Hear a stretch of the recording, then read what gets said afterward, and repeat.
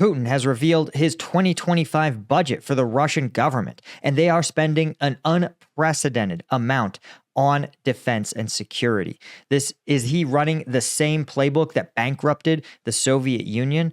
And is there any way for Putin to stop his out-of-control military spending? I'm Paul, U.S. Army combat veteran. Let's talk about it. So this has been a crazy story. In 2025, Russia is going to be boosting its military spending to a record level. It's going to rise its spend by almost 30%, right? This is going to take Russia's military spending from about $145 billion a year, up to $145 billion a year, $32 billion more than last year. So Russia is not pulling out the stops anytime soon. Now, Ukraine is in turn spending $54 billion of its own money on its military, though it also is receiving a huge amount of Western aid, something probably like about 200% of that in Western aid over the course of the next year or so.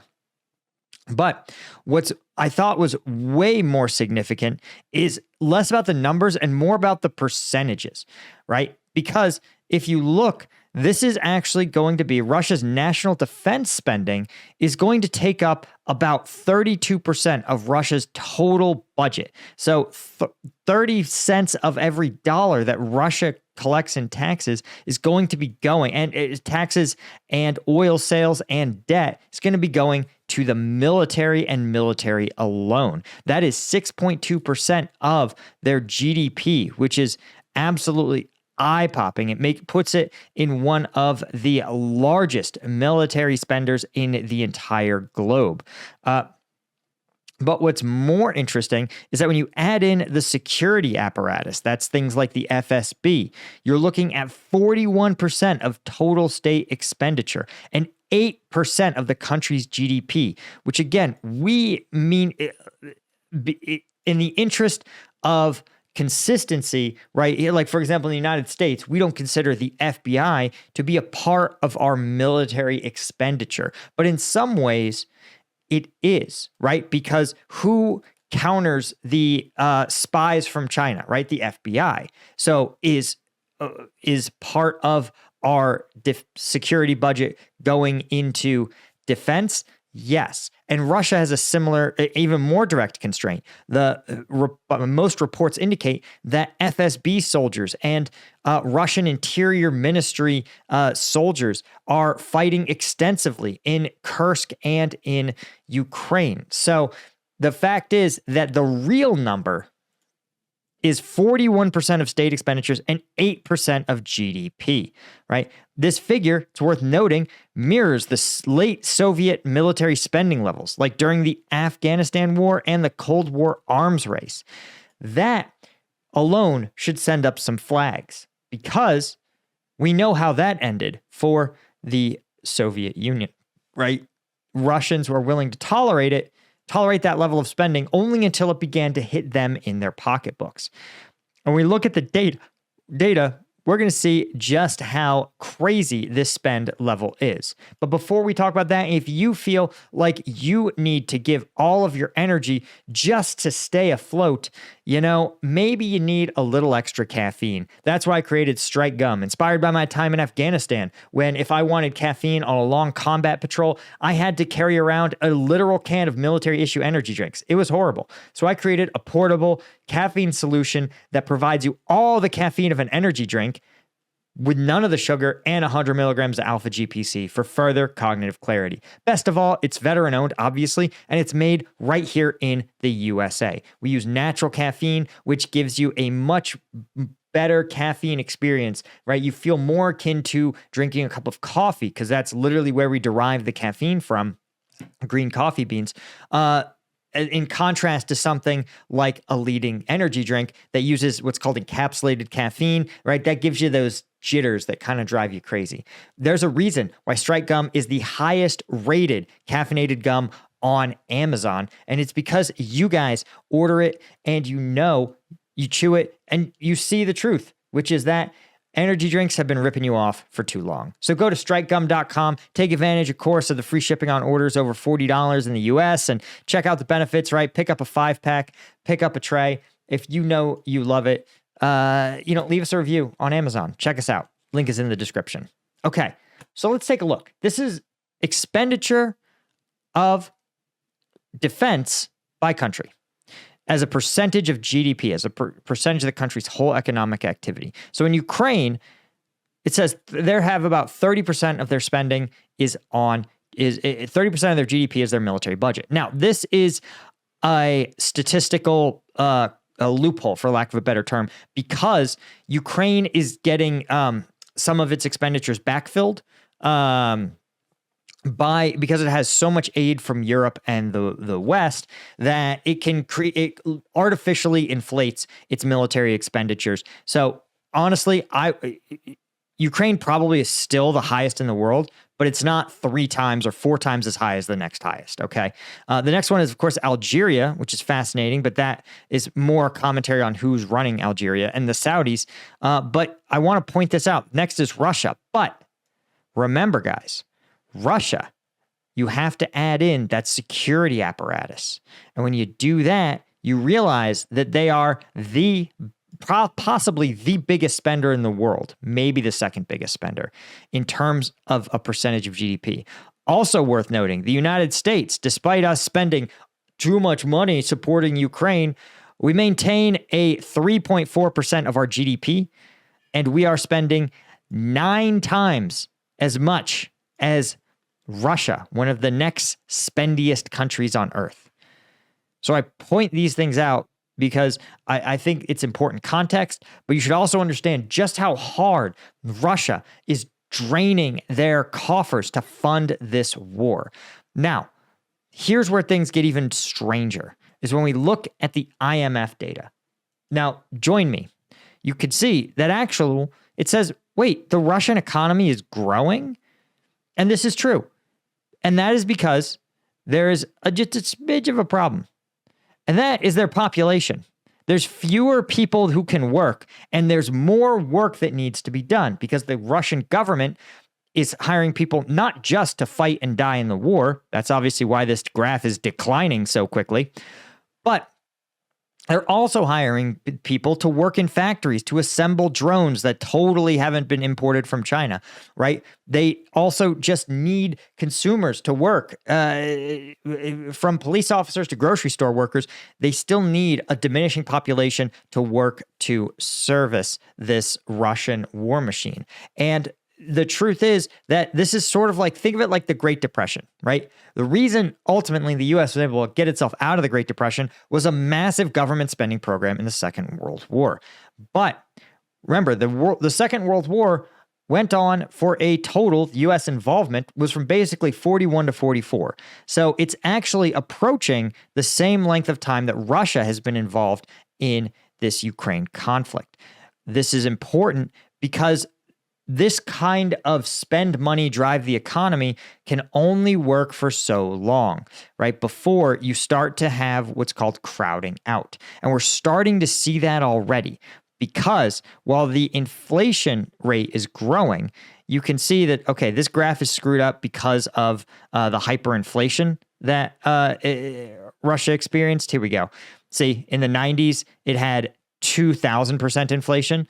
Let's see if we can just zoom it in just a little bit. You could see, though, it makes all other inflation look appear to disappear. But if we can just zoom in just a little bit from the 80s, you'll see that, let's see, Russian inflation chart. I can type. Okay, if we look at the Russian inflation chart, you can see that in 2022, there was a massive inflationary crisis. Let's see if we can pull it up here. This takes us to last year. Let's see if we can find it for this year. Here we go. Here we go.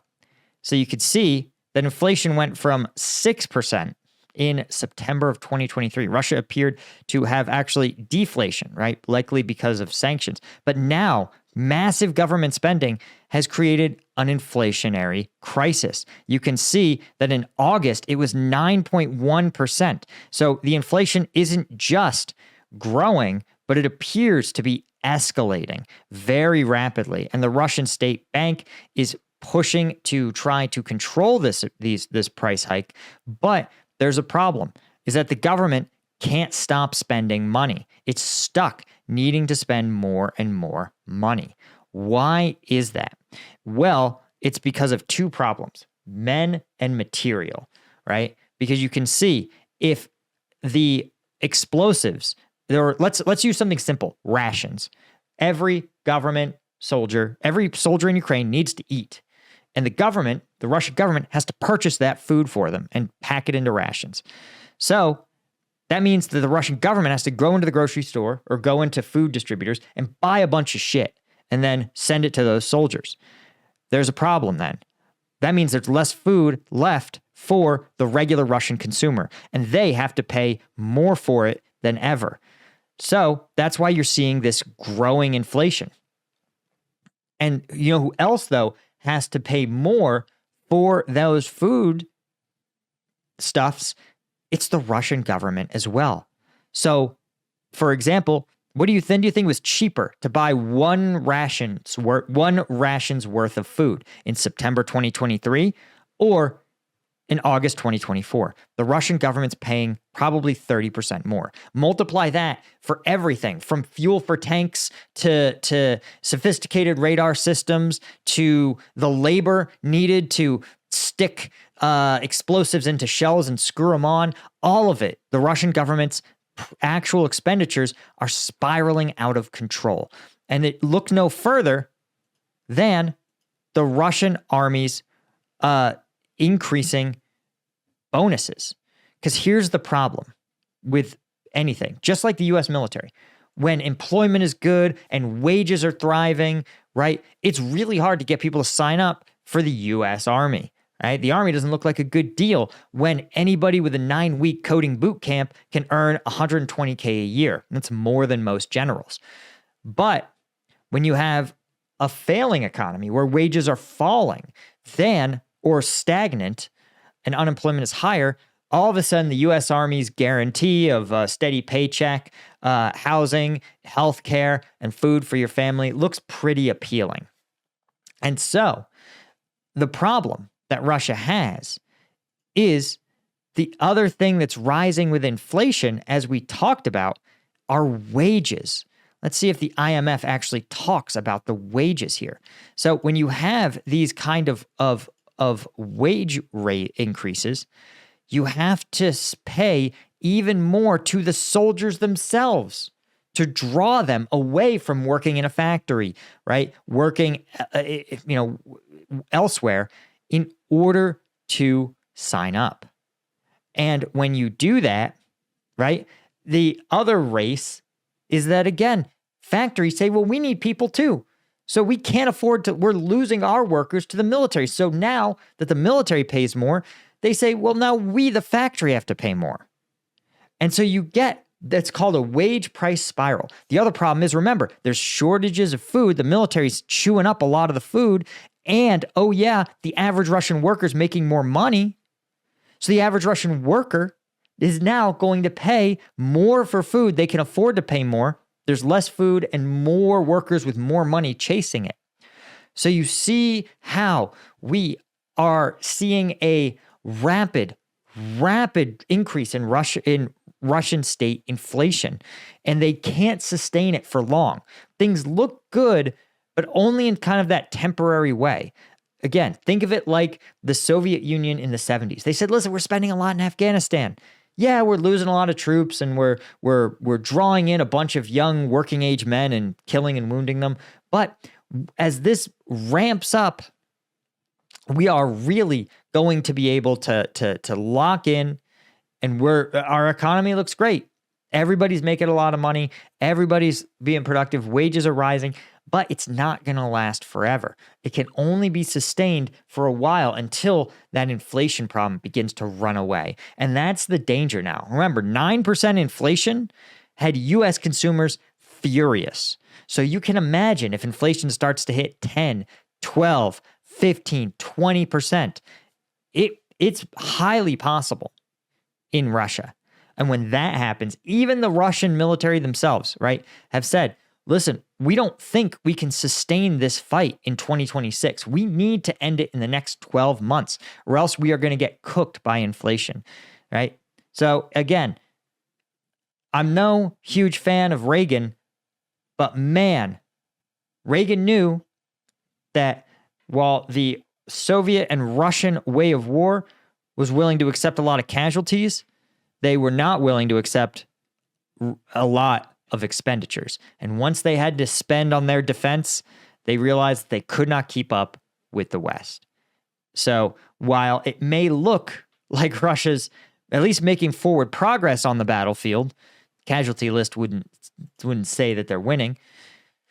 The Ukrainians are definitely winning, and the West is definitely winning the economic war.